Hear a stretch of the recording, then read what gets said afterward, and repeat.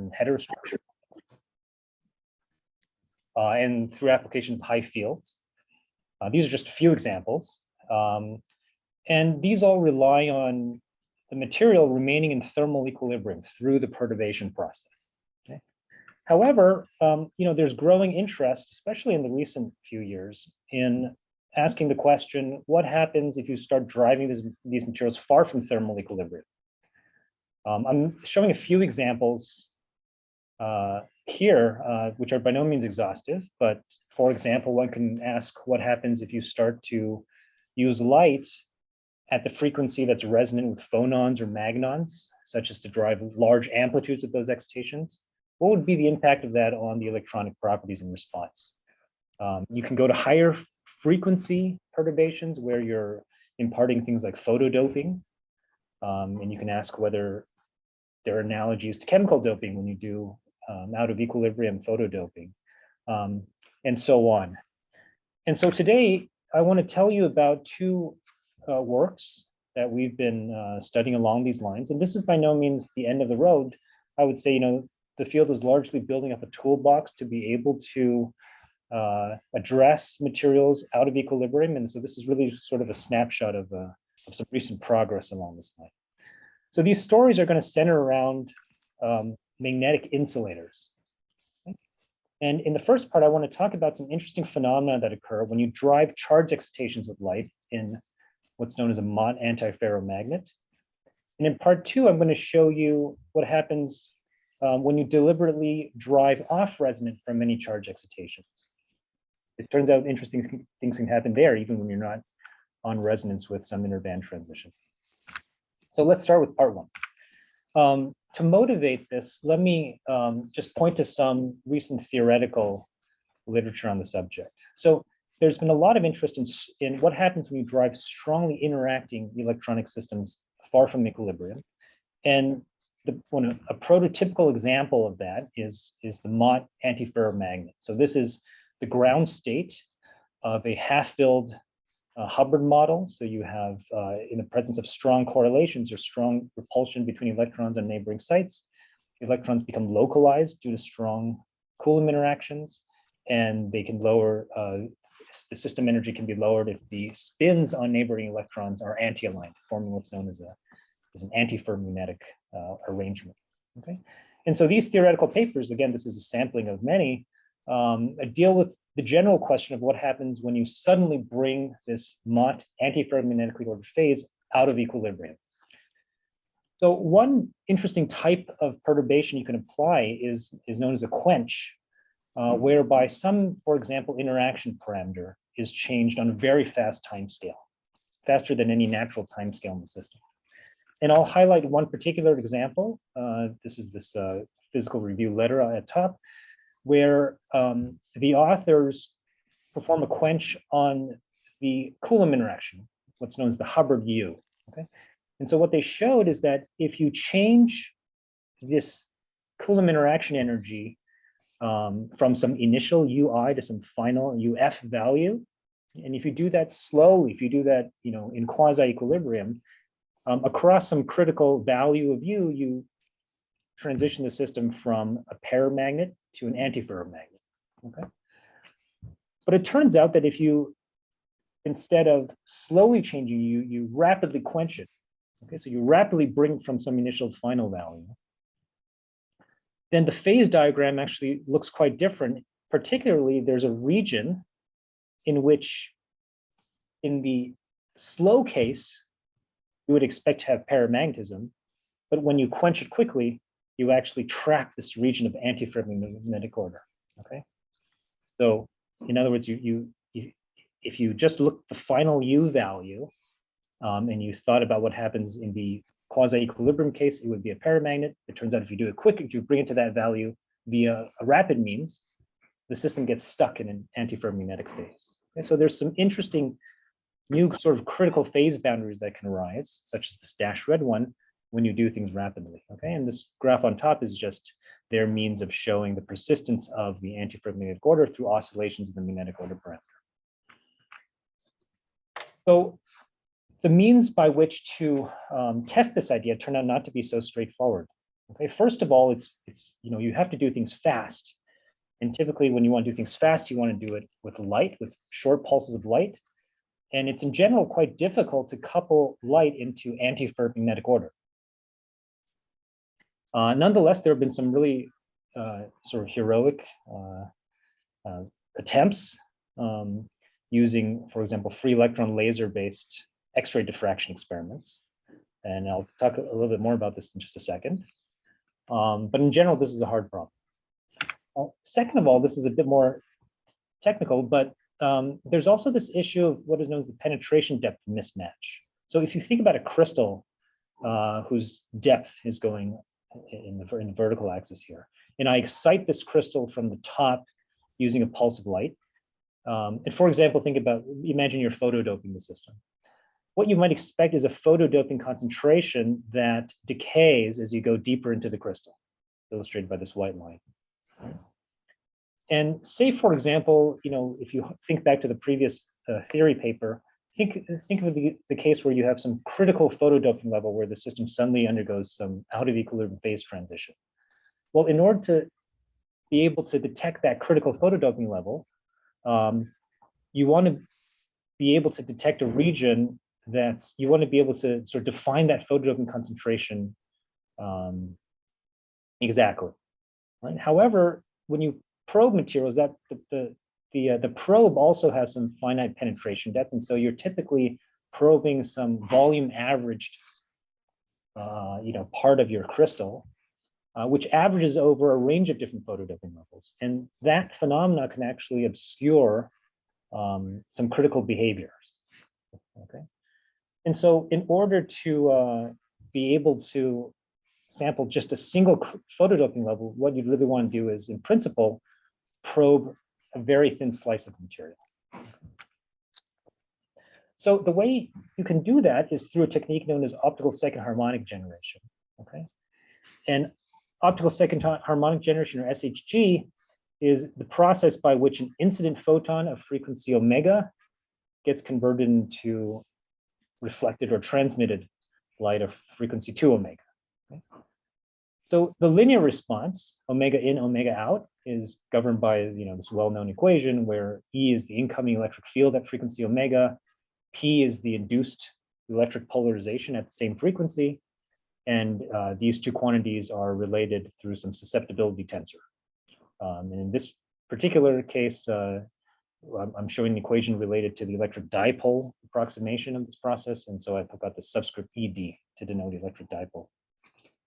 The leading contribution to the second harmonic response looks very similar, except now you've got two photons of frequency omega interacting with the material to give you an induced polarization at twice the incident frequency, and that's governed by an electric dipole tensor that's one rank higher than the linear response. So you've got one more index down here.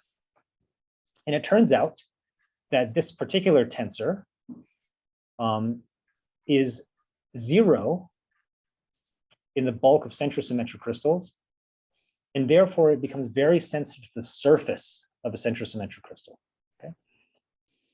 Moreover, if there is magnetism in the crystal, it turns out that this term can be sensitive to the surface magnetism. Okay. So this type of sort of sensitivity to thin layers is what we really want to use to be able to study these out of equilibrium critical phenomena I mentioned earlier.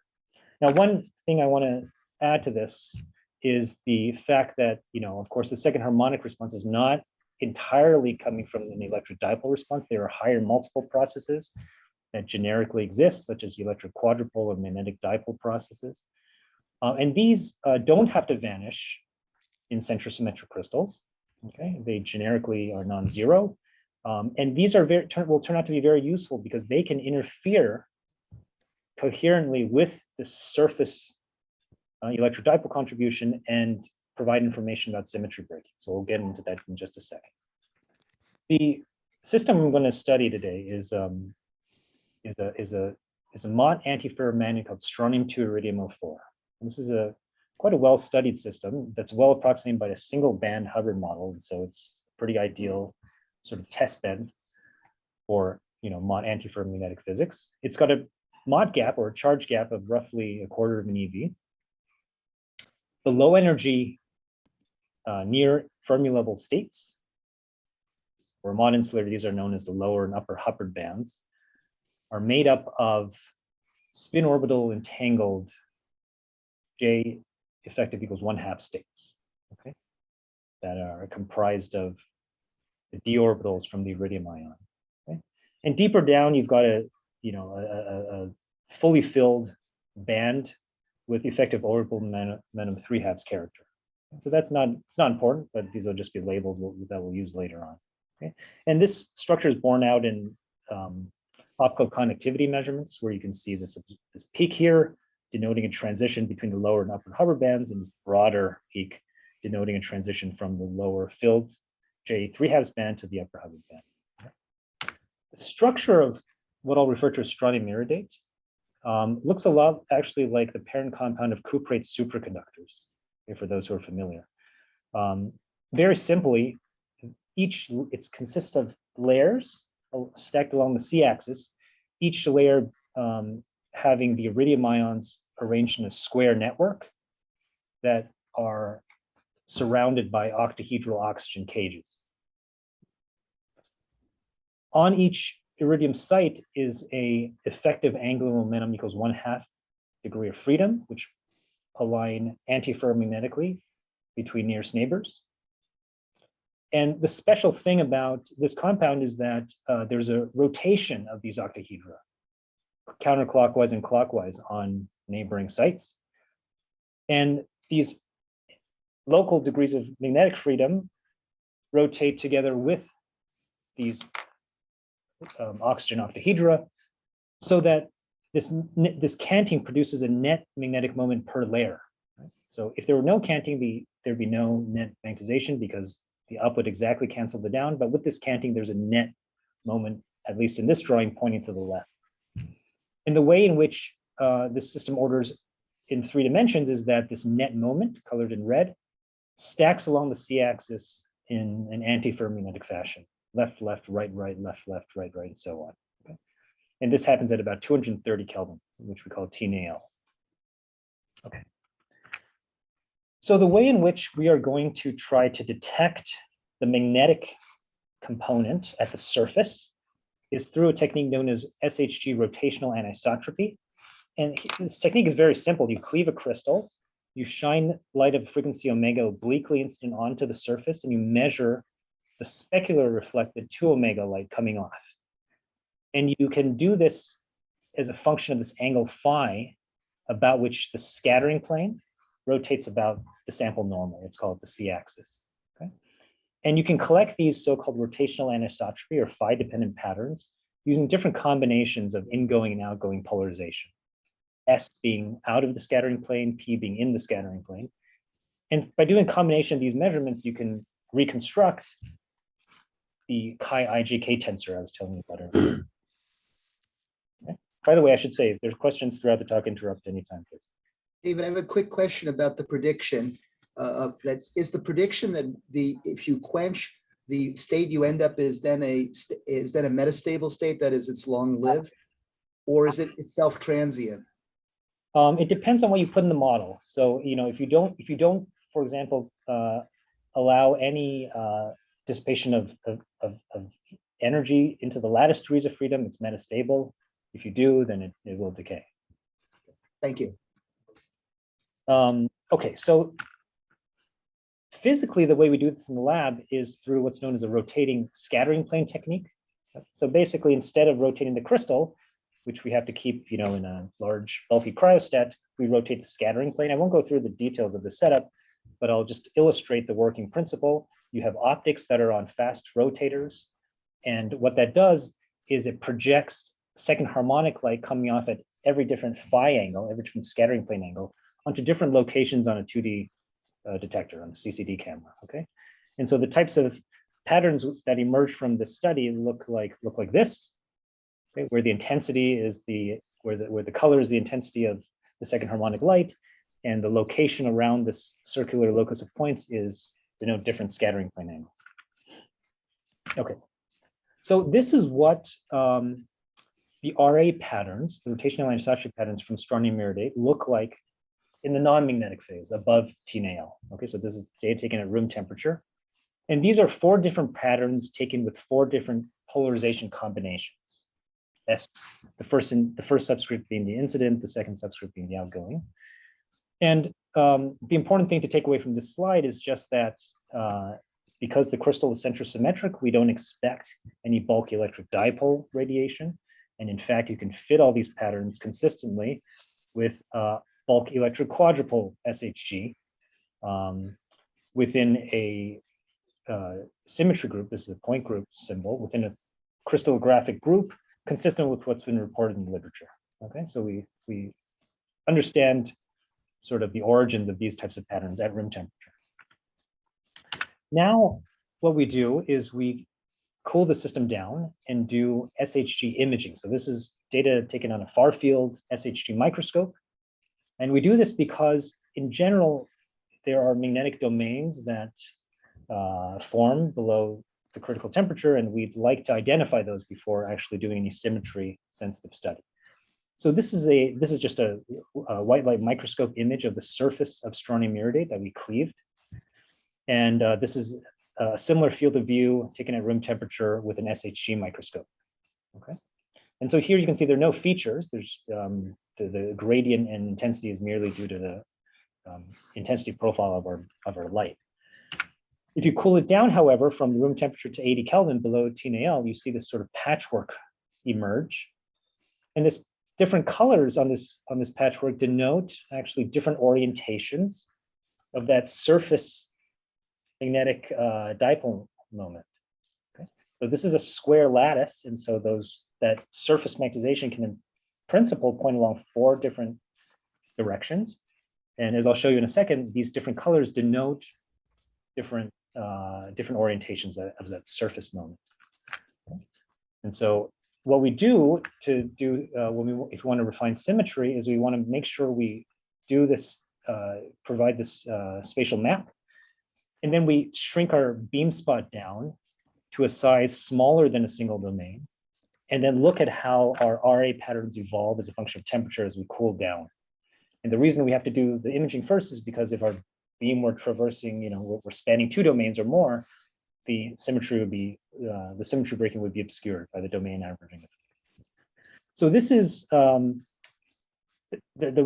black dots here are the temperature dependence of the intensity in the fundamental channel, omega in, omega out. We see no features. But in the second harmonic channel shown in orange, you see this clear upturn at T-NAL, okay, signifying the onset of long-range magnetic order. And the RA pattern goes from looking something like this, which I showed above room temperature, reflective of the 4-fold rotational symmetry of the square lattice, to something that breaks 4-fold rotational symmetry. And this pattern emerges from the coherent interference of this electric quadrupole source with a new electric dipole source arising from the surface magnetism. And we see, we add this sort of C label just to denote that it's magnetic in nature. So C-type tensor is a tensor that's that's time reversal asymmetric. Okay, but that's not important for understanding these patterns. Suffice to say that we can understand the shape based on the magnetic point group of the surface. Okay? And you can do a similar exercise on these different patches I showed you in the previous image and identify all 4 domains, okay, which generally you can follow by the orientation of this big petal. So this tells you that we have now some magnetically sensitive optical probe of the magnetic order in just a single layer. Okay, so now we can start to think about out of equilibrium criticality by performing this in a time resolved manner. Before I do that, let me say a few words about chemical doping in the system in equilibrium. Okay, so it turns out that if you substitute strontium for lanthanum, you get what happens is that this long range antiferromagnetic order collapses under a pretty light amount of lanthanum doping of a few %, giving way to a paramagnetic phase that nevertheless has some short range antiferromagnetic correlations. So that's what SR stands for. Okay? And the picture behind why this happens is that when you put in lanthanum, you're actually electron doping it, N-type doping it. And those extra electrons can go into the antiferromagnetic lattice as an electron with opposite spin. And this doubly occupied site, known as a doublon, can actually propagate through the material. Okay, and as this doublon propagates, it actually leaves in its wake a string of frustrated spins, in the sense that every time it goes past a point, right, it flips a spin, and when you flip a spin, that spin is no longer anti-aligned with its neighbors, and so it creates sort of this defect in the antiferromagnetic motif. And when you get a sufficient concentration of these string-like defects, magnetism just sort of capitulates. Okay, and so the question we wanted to ask with our study is whether or not we can do something similar with photodoping. In particular, could we come in with a beam of light tuned to a frequency resonant with the J3 band to the upper Hubbard band? Okay, and we choose that because this J3 band is electronically inert. It's far from the Fermi level, and so perhaps instantaneously the system would behave as if it were chemically electron doped, where you have a filled lower Hubbard band and extra carriers in your upper Hubbard band. Okay. So that's the question we want to address. The way in which we do the experiment is just a minor extension of what I showed earlier. Okay, so we still do these RA measurements using this rotating scattering plane technique, except now we make sure that the pulses of the light we use comes in short pulses. And we also introduce the second beam that's time delayed relative to this probe beam. Okay, and the second beam is derived from an optical parametric amplifier that basically allows you to tune the wavelength. So we can select it to be exactly resonant with this J3 to upper Hubbard band transition. And the types of data that we collect basically look like instantaneous RA patterns. So we're collecting these instantaneous images at various slices in time after your pump pulse excites the sample. Okay, so before I show you the data, let me once again plot just the equilibrium data. So as a reminder, as you cool down strontium iridate and measure the SHG intensity, the intensity goes up below TNAL, and the pattern goes from something that has fourfold rotation to just no rotational symmetry. Here is time resolved data taken at the instant that the pump pulse interacts with your sample. And I should mention these pulses are of order, 100 femtoseconds or less in duration. And these are instantaneous RA patterns collected on the material at that time, at the time in which the pump and probe pulses are exactly coincident on the material. And what you can see is that as a function of fluence, this is basically the number of photons we're pumping the system with, as we increase the fluence in our pump pulse, we see a monotonic decrease in the intensity of this large lobe, which is a fingerprint of the magnetic order. And that's also borne out in the RA patterns, right? So as you pump harder and harder, the RA patterns evolve from looking something like this to something that's a little bit more like the high temperature one, where this long lobe has been retracted. Okay? And it continues to monotonically decrease until you hit a critical fluence, Fc, at around 1 millijoule per cm squared, above which the intensity just saturates. Okay? And above Fc, where the intensity saturates, we see the patterns return to the form they had at high temperatures, this exact fourfold rotational symmetry. And so what we think is happening is that as a function of fluence, this magnetic order is getting monotonically suppressed until Fc, beyond which it's totally gone. Okay? And you can perhaps think of this process as one where I'm again introducing a doublon in the system, but now through optical excitation rather than chemical doping means. Okay. Now, for those with a keen eye, you'll notice that the saturation value is a little bit higher than the value of the intensity in equilibrium above TNAL. Okay, And the reason for that is because there is actually some finite magnetoelastic coupling in the system.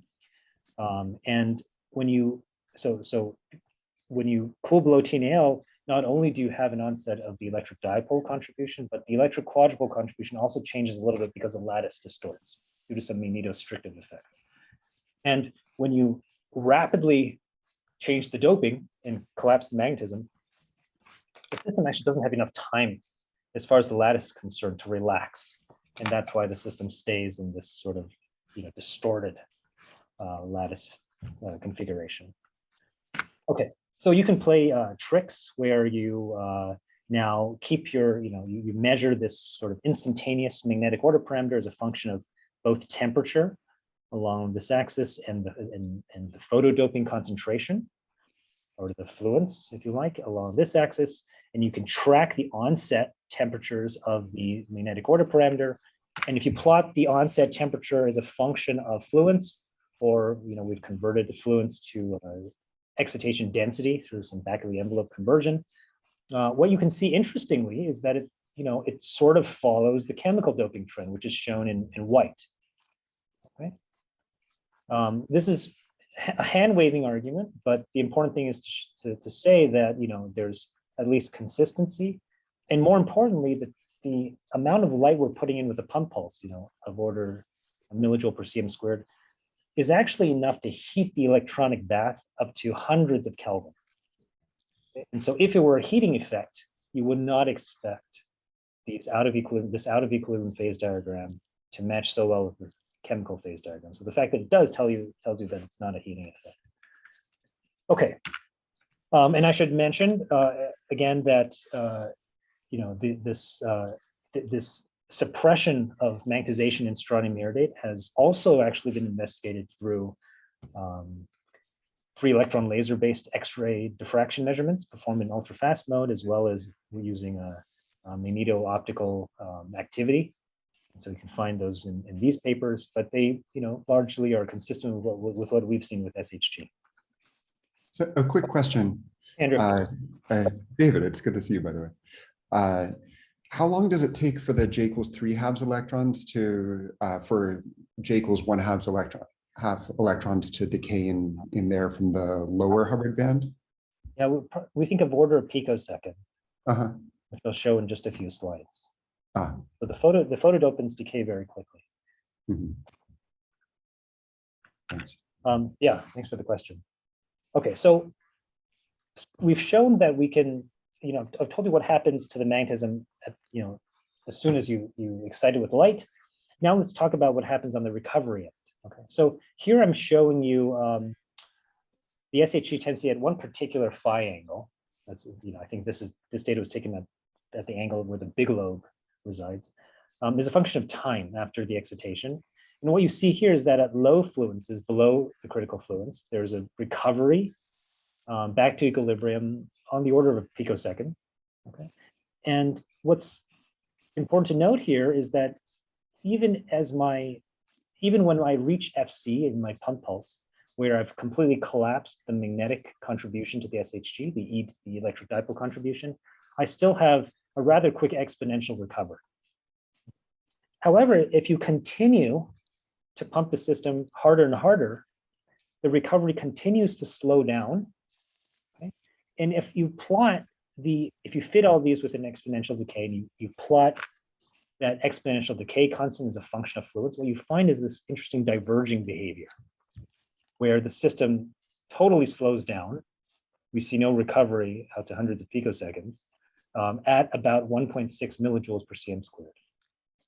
Okay, and interestingly, that's in contrast to where we see FC reside, which is only about slightly less than a millijoule per cm squared.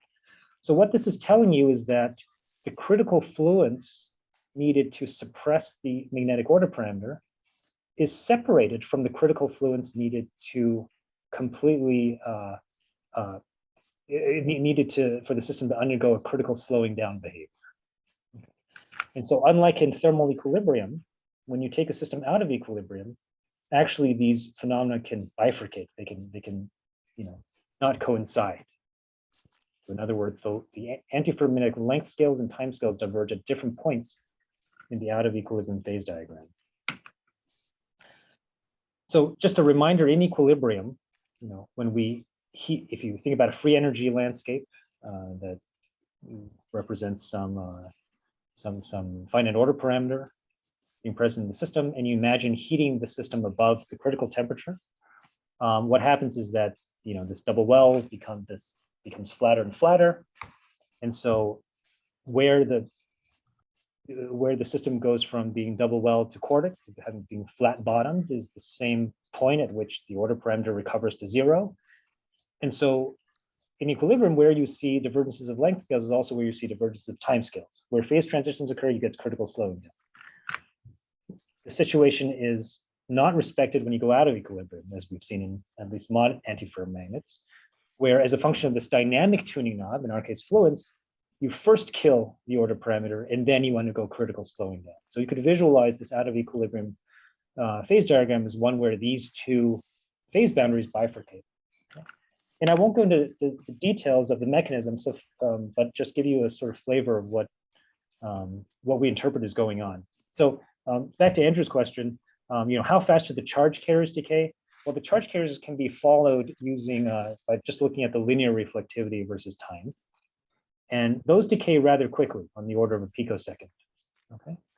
However, if you track the second harmonic intensity at the same, in this case, it's at the same, under the same experimental conditions, you see that the magnetic response actually doesn't recover out to long times.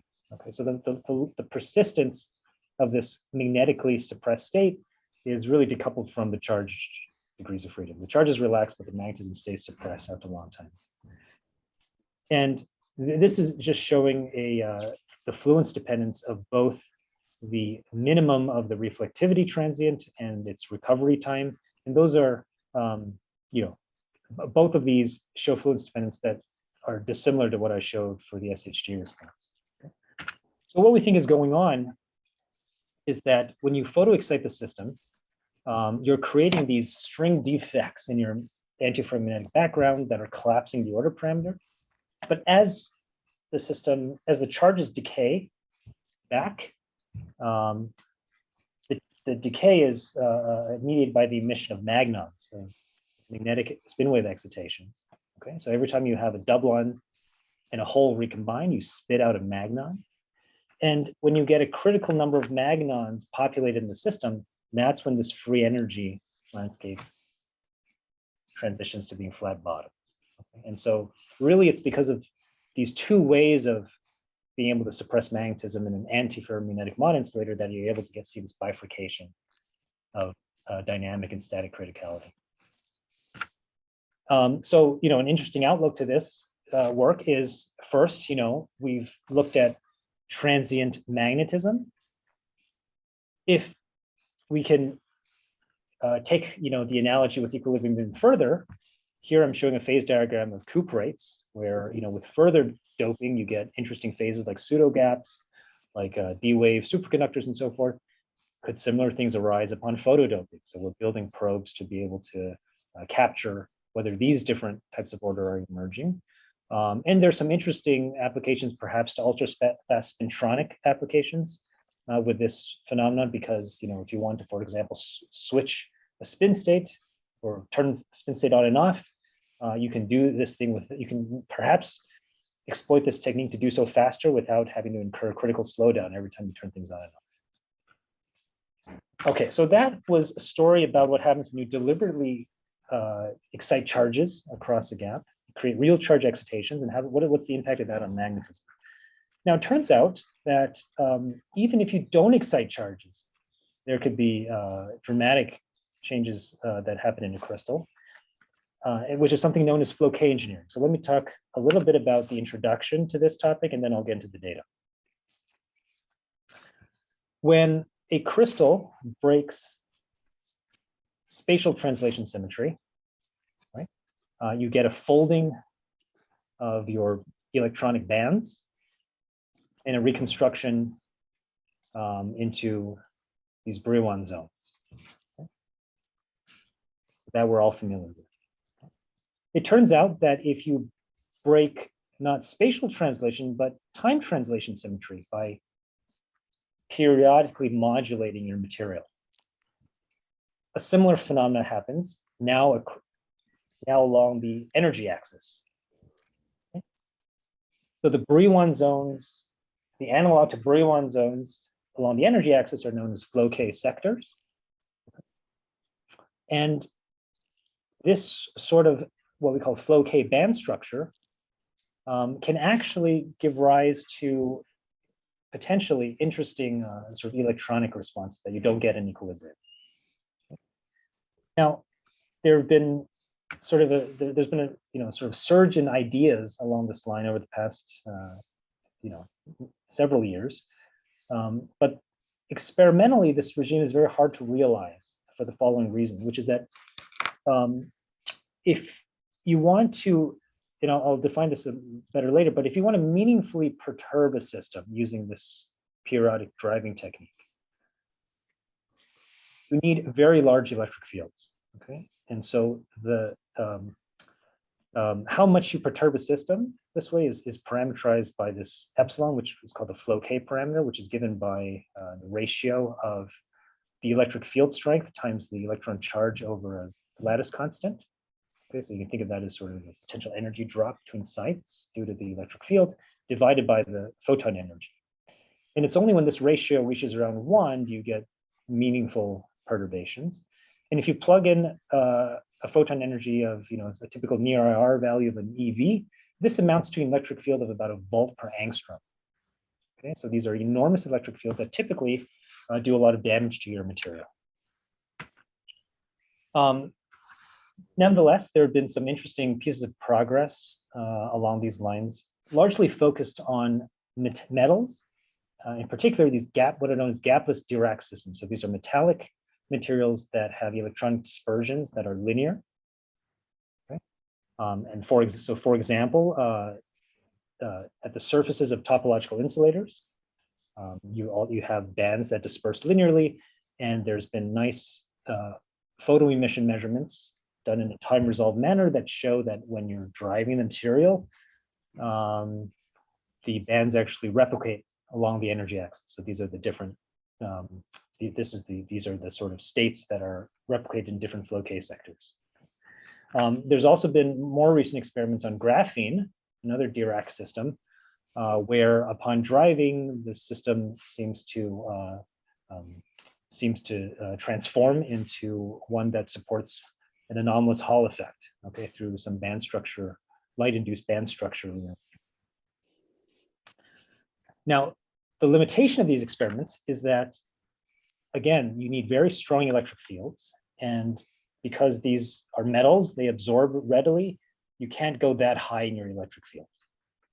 And so the question that we've been asking over the past few years has been whether we can circumvent this problem by focusing on insulators and drive them below the band gap in a way where in such a way that they don't absorb light.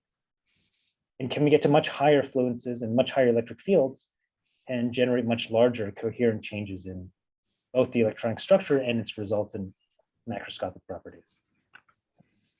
So the system of choice is what are known as van der Waals magnetic insulators. Okay, so there are a number of reviews on this hot topic, but basically these are materials that are made of sheets that are van der Waals bonded to one another. They can be exfoliated, turns out, down to the monolayer.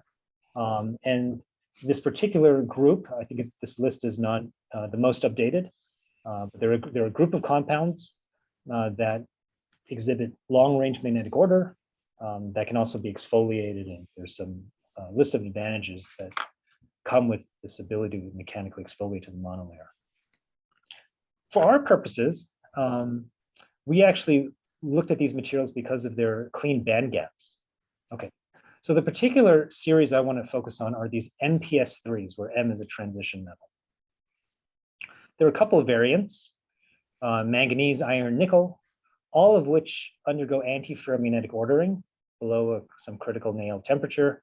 And the types of ordering are a little bit different between these compounds. So in the iron and nickel, they undergo what's called a zigzag ordering. And in the manganese variant, it's Néel ordered, meaning that the spins are opposite neighboring sites. Okay. I should have mentioned that these are honeycomb structures. You think of these as honeycomb layers that are stacked along the c-axis. What's particularly interesting about the manganese variant is that this nail structure breaks inversion symmetry, unlike the case in iron and nickel. And as I mentioned earlier, this is good news for SHG because when you break inversion symmetry, you actually are allowed to have an electric dipole SHG contribution from the bulk. And this is what we'll exploit for spectroscopic purposes on this compound. So to understand the SHG response, it's educational to first go through the absorption spectrum. So MnPS3 has a band gap of roughly 3 eV, and the nature of the band gap is a charge transfer gap. Okay, and so the valence band, the valence band and the valence band and the conduction band edges are comprised of orbitals deriving from manganese D and sulfur S, sulfur P orbitals respectively. Okay. So when you excite an electron across this charge transfer gap, what you're essentially doing is you're starting from the ground state where all the spins are on these manganese orbitals, and you're taking an electron from sulfur and putting it onto the manganese site. Now, below the charge transfer gap at around 3 eV, there's also a series of these weak peaks. And these weak peaks are local excitation, local, on-site excitations between different configurations of the electrons in the d orbital. Okay, so these are called DD excitations. And if you tune your system to be, tune your second harmonic light to be resonant with 3 eV, then the intermediate state at 1.5 eV is going to be this state here. And that state here is this DD transition whereby I've taken an electron from the EG to the T2G state in manganese. Okay. So because this is now SHG active by virtue of the spins breaking inversion symmetry, you can actually perform SHG spectroscopy as a means of looking at the electronic structure.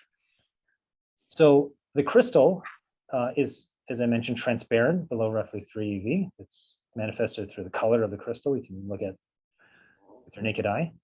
And so, but as I sweep the SHG photon energy along the x-axis here, what you see is that the SHG intensity starts picking up. And so this onset of intensity really denotes the value of the gap in the system. So you can use SHG to map the gap values. Okay.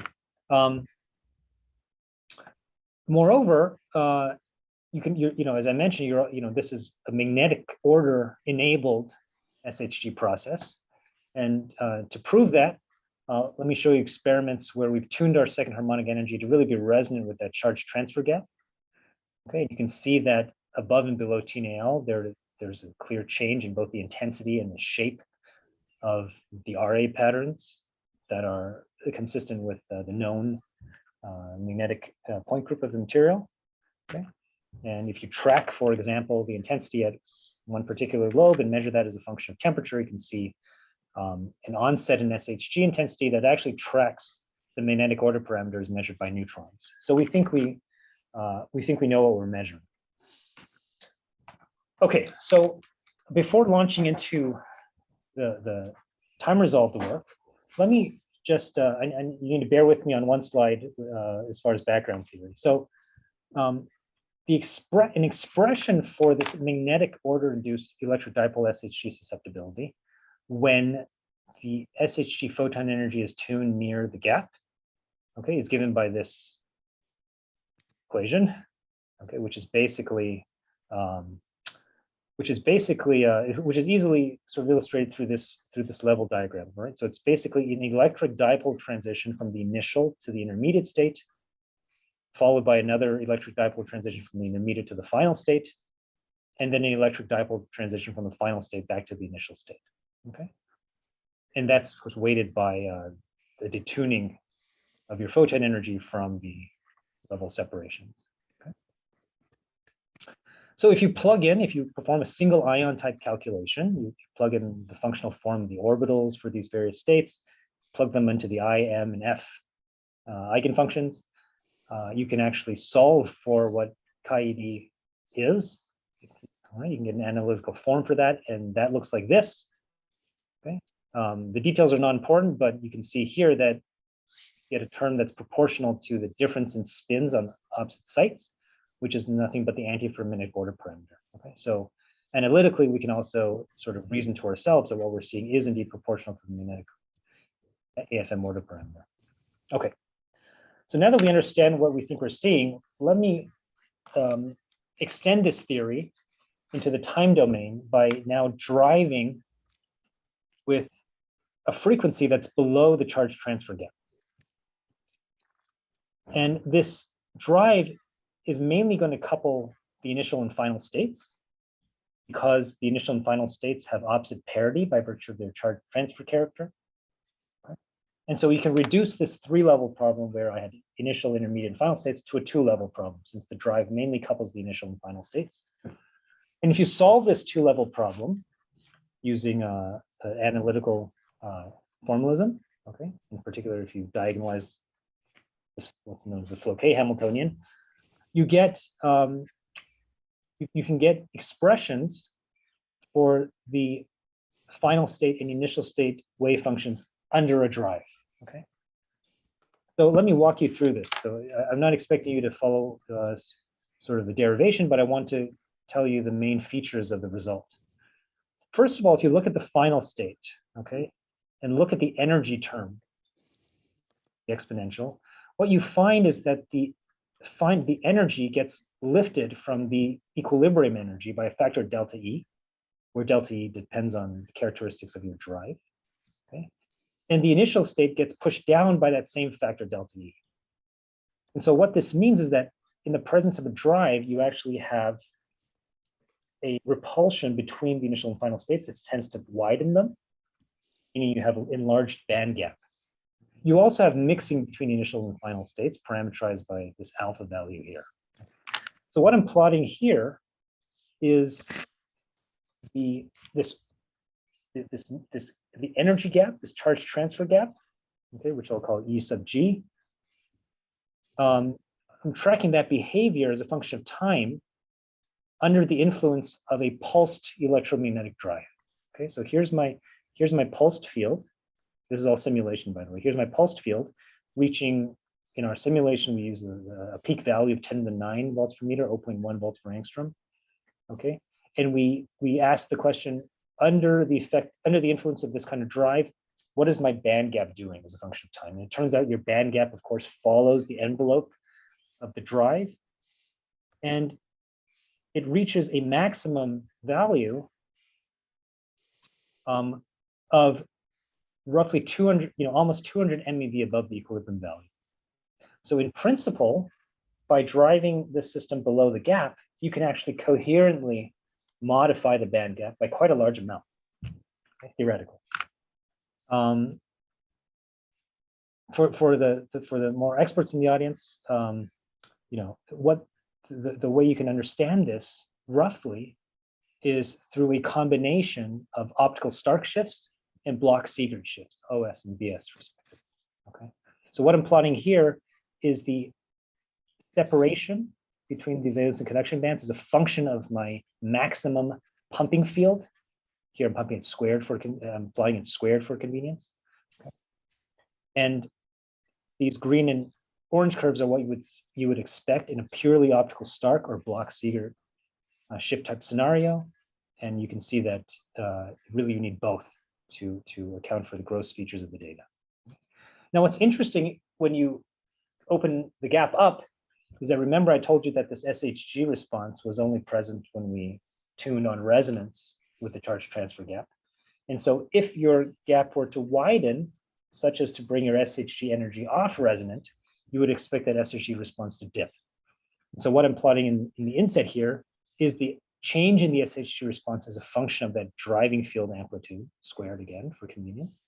And that's exactly this is illustrating the fact that the phenomena I described. You're coherently opening the gap, you're bringing your SHG photon off resonance, and you're decreasing the yield in SHG as a result. Okay, so let's see how this is borne out experimentally. Here I'm showing time-resolved RA-SHG data acquired using pulse lengths of these values, okay, where my pump photon energy is tuned not just below the charge transfer gap, but also below all of these DD transitions to really avoid any absorption whatsoever.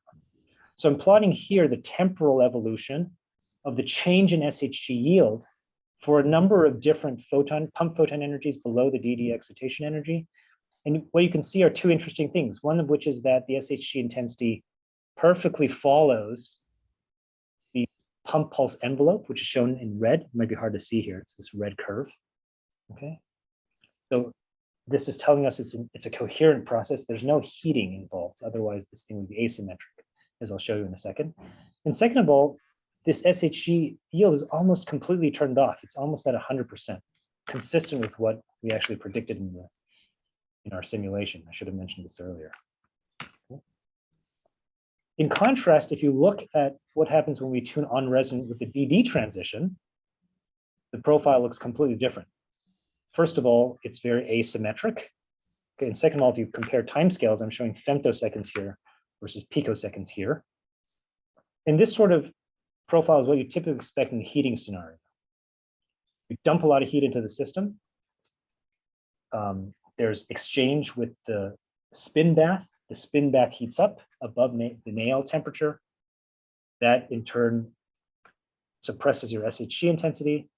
And that suppression lasts a long time because it takes a long time for the heat to dissipate from your pumped region. You can go one step further by directly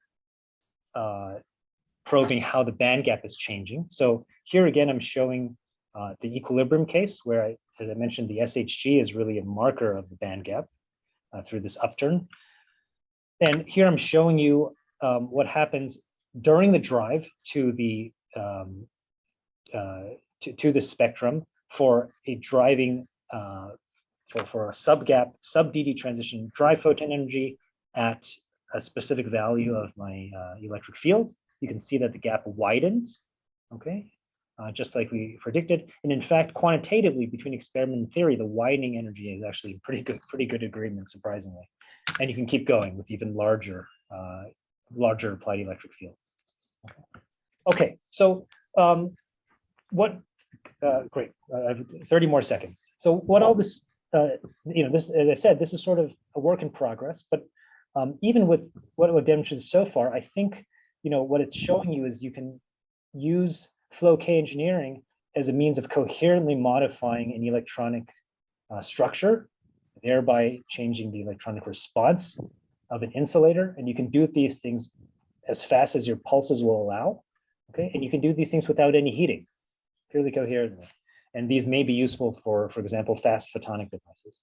More interestingly, at least for my group, and which is the direction we're pursuing, is to ask the question, well, now that we can change the band structure, can we use that as a means to control collective phases, right? So in mod insulators, for example, the hopping, which is a parameter in the parameterizes the dispersion of a material, for example, is intimately related to the spin-spin interaction between sites.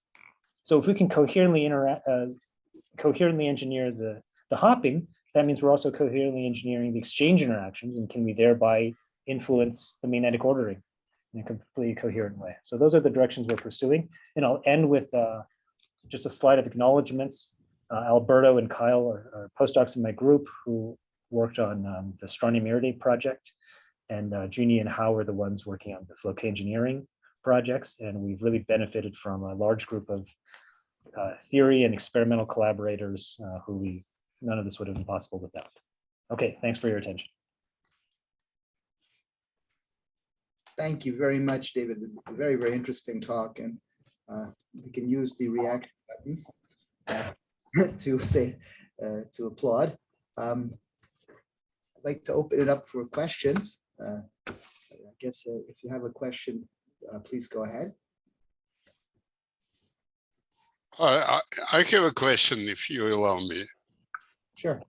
I honestly did not understand your explanation of the fact that in the first part of your talk, explanation of the fact that critical slowing down and vanishing of other parameter happen in different places. And you illustrated this point by drawing this Landau diagram of double well potential and showing how it happens in different points. But I don't understand what is on the vertical axis on your diagram here. You wisely don't have any vertical axis, but what these diagrams mean? We can you're talking about this one here, right? Yes, indeed. Think of this as a, we sort of hand wavingly think of this as a free energy landscape. So this. Well, but if it is free energy landscape, then we know that indeed this happens in the same point. It must be the secret must indeed be that it is not a free energy, but something else.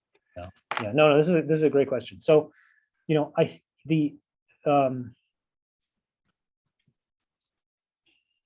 really, it's this part, the middle part, which is yes, that's talking about how your mod antiferromagnetic gets melted with photodoping. That really, I think, is we shouldn't use this language to describe. So I was being very loose here.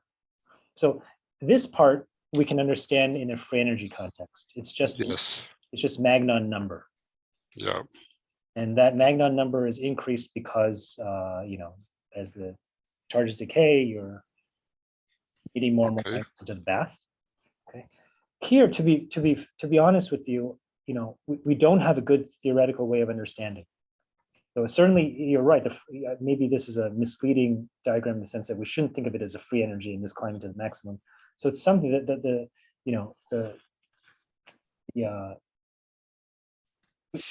I don't have an alternative good way of picturing what's how to illustrate that when. So I guess my real question to you: do you have some intuition, some heuristics, some maybe non-rigorous way to think about it from your experimental perspective?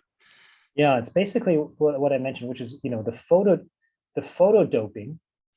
Let's go back real quick. Right. There's two ways we think that the magnetism can be suppressed in this system with light.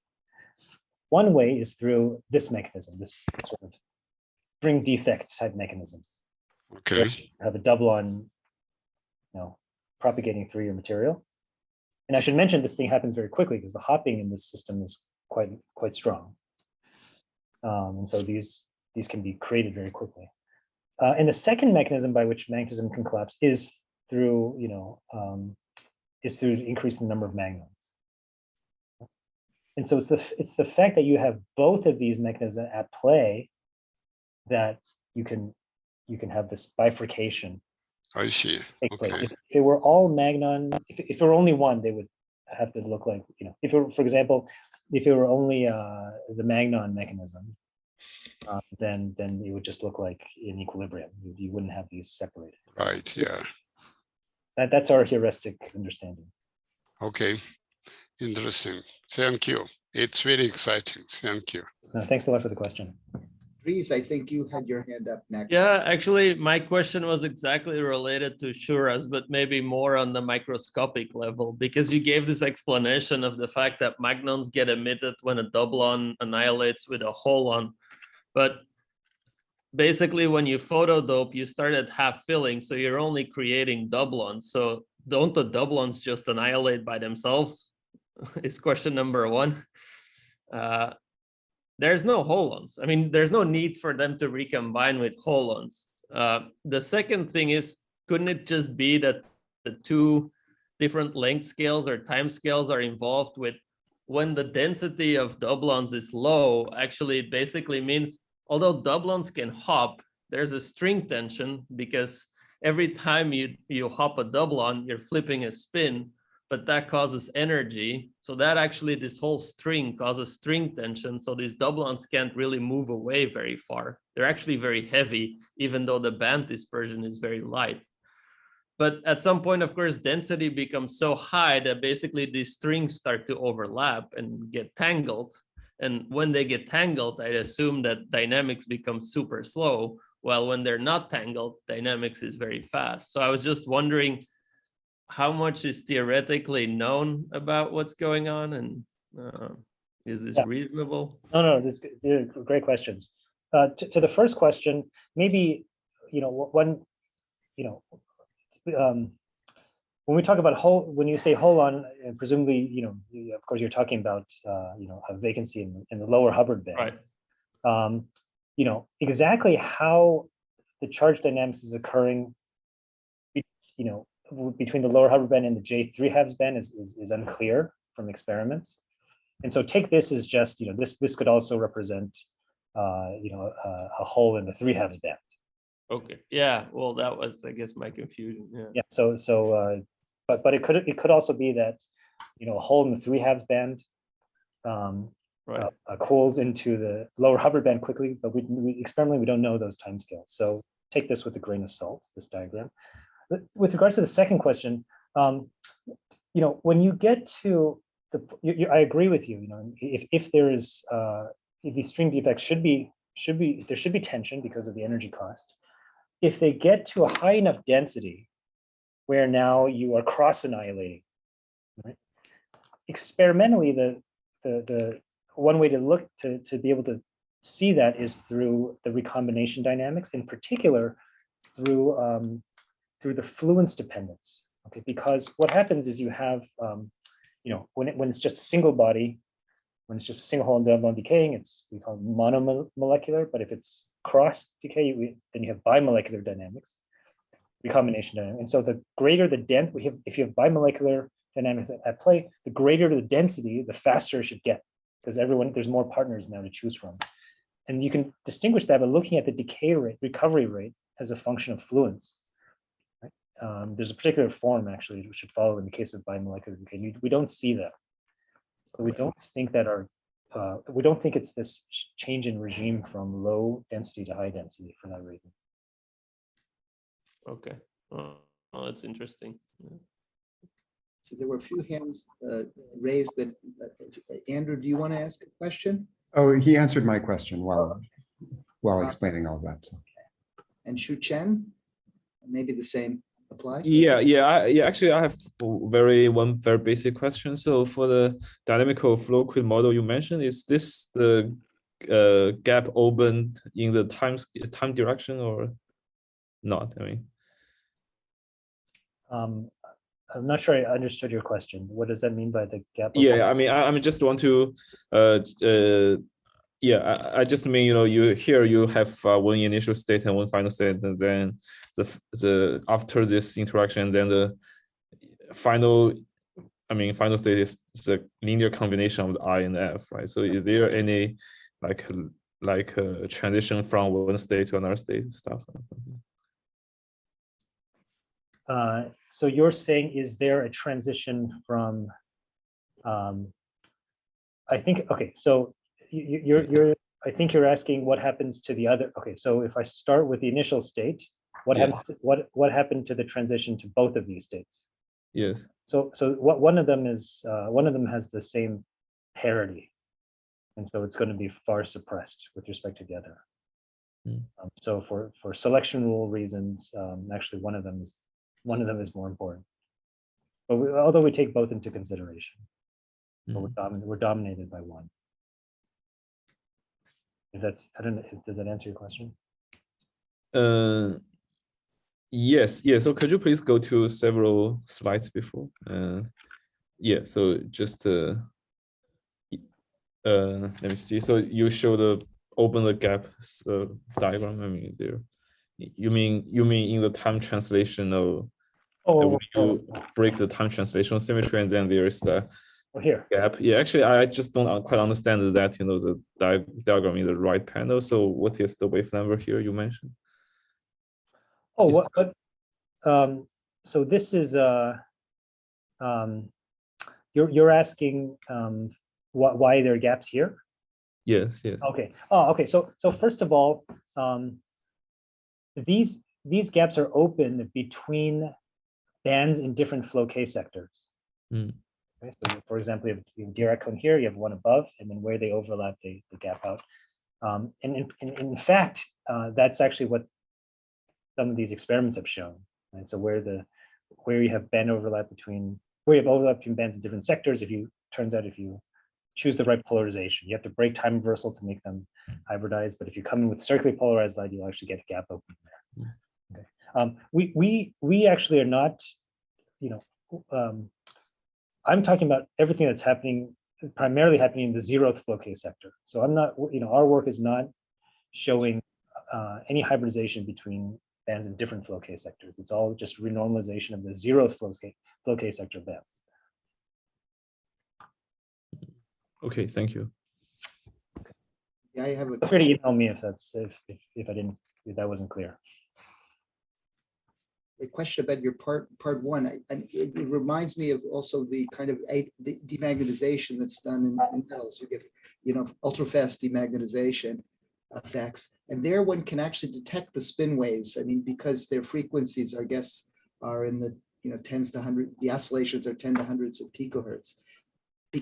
Is that something possible here? In other words, as the system comes to equilibrium and you're starting to excite spin waves, can you actually see that?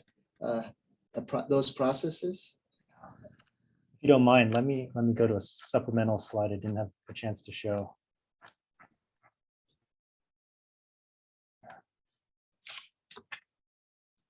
Yeah. So this is exactly what you're talking about. Yes. So if you pump the system hard enough meaning that hard enough so that the spin waves amplitude is large enough for you to resolve, then the answer is yes. So here, what's going on is, we're using magneto-optical Kerr rotation. This is actually work done in collaboration with Rick Averett's group at San Diego, where you see that this is in strontium-iridate, where you see that at the fluences where you're suppressing the magnetic order, as evidenced in the SHG, you're also seeing evidence of this coherent oscillation due to coherent precession of a spin wave, it turns out, of this symmetry. So absolutely, you can see that. I see. So okay, and it's just at the fluences you showed, they're just too small to see. I guess or is that you're asking why don't we see that in the SHG channel? Yes. Is it just in some way from? It's not entirely clear to us.